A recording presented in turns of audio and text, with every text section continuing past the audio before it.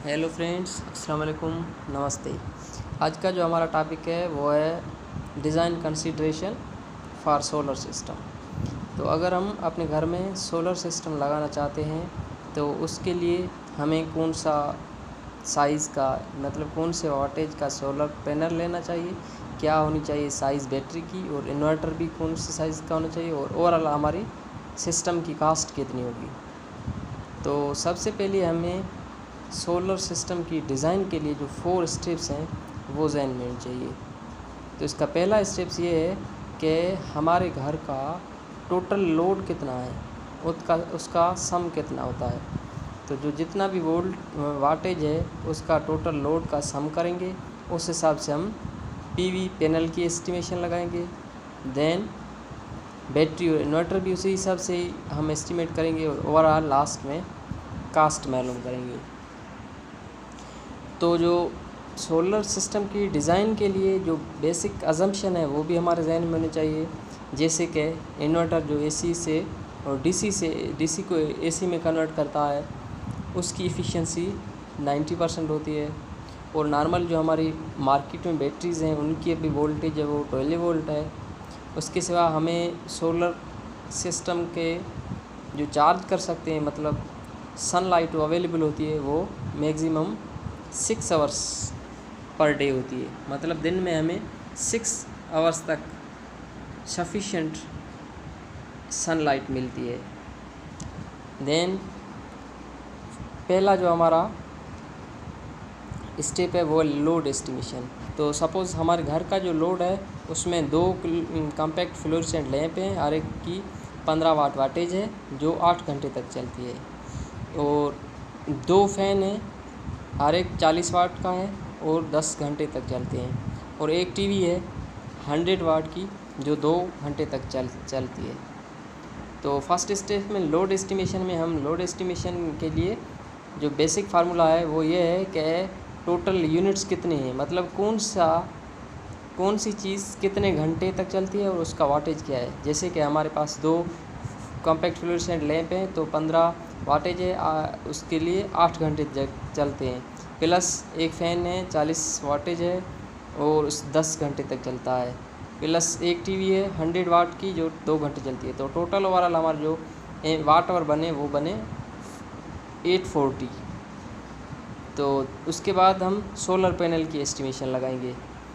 तो जैसे हमें ये मालूम है कि इफ़ेक्टिव सनलाइट हम 6 आवर तक मिलती है, तो 840 डिवाइड बाय 6 करेंगे तो ये बनेगा 140।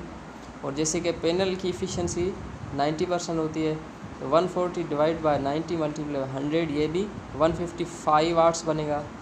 तो 10% तो इन्वर्टर लॉसेस होते हैं, मतलब उसकी इफ़िशियंसी भी 90% है, तो 155 मल्टीप्लाई 100 डिवाइड बाय 90 ये भी 166.6 वाट्स बनेगा। मतलब हमें जो सोलर पैनल चाहिए वो 166.6 वाट्स का चाहिए, लेकिन जो हमारे मार्केट में स्टैंडर्ड सोलर पैनल हैं उसकी जो वाटेज होगी वो होगा 100 और 200 वाट्स। इसका मतलब या तो हमें 2 100 वाट्स के पैनल लेने चाहिए या एक ही 200 वाट्स का। सपोज़ हम यहाँ 200 वाट्स का एक पैनल ख़रीदते हैं। उसके बाद है इन्वर्टर की साइज़।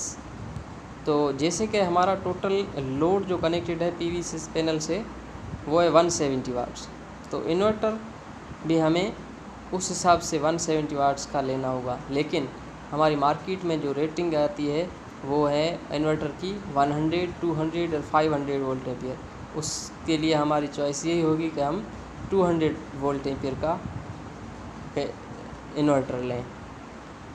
उसके बाद हम बैटरी की एस्टिमेशन पे आते हैं, मतलब कौन सी बैटरी किस साइज़ की लेनी चाहिए हमें। जैसे कि हमारे टोटल वाट आवर जो हैं वो हैं 840 और बैटरी का वोल्टेज होता है 12, तो 840 डिवाइडेड बाय 12 ये बन गया 70 एम्पियर आवर। और मैक्सिमम बैटरी को डिस्चार्ज कर सकते हैं 80% तक। सो 70 मल्टीप्लाइड बाई 100 डिवाइड बाई 80 करेंगे तो ये 87.5 एम्पियर आवर बन गया। जैसे कि 10% तो इन्वर्टर लॉसेस होते हैं, तो 87.5 मल्टीप्लाई बाई 100 डिवाइड बाई 90 करेंगे तो 97.2 एम्पियर आवर बन गया। जैसे ये 97.2 एम्पियर आवर है, तो इसका मतलब हमें बैटरी जो चाहिए वो इस एम्पियर आवर की चाहिए, लेकिन मार्केट में जो स्टैंडर्ड साइज़ है वो है 100 एम्पियर आवर और 200 एम्पियर आवर की। तो हम 100 एम्पियर आवर वाली बैटरी ख़रीदेंगे। उसके बाद जो थर्ड स्टेप है वो है कास्ट एस्टिमेशन का। तो सबसे पहले हम पीवी पैनल की कास्ट एस्टिमेशन करेंगे। तो कास्ट एस्टिमेशन का जो बेसिक फार्मूला वो ये है कि number of PV panels modules multiplied by cost पर मॉड्यूल। जैसे कि हमारे पास एक मॉड्यूल है और कास्ट उस मॉड्यूल की 12,000 है, तो टोटल इसकी कास्ट बन गई 12,000। उसके बाद बैटरी की कास्ट, तो बैटरी की कास्ट भी सेम वैसे है जैसे नंबर ऑफ़ बैटरीज 1, कास्ट पर मॉड्यूल भी 7,500। टोटल कास्ट बैटरी की बन गई 7,500 रुपीज़। उसके बाद हम इन्वर्टर की कास्ट मालूम करेंगे।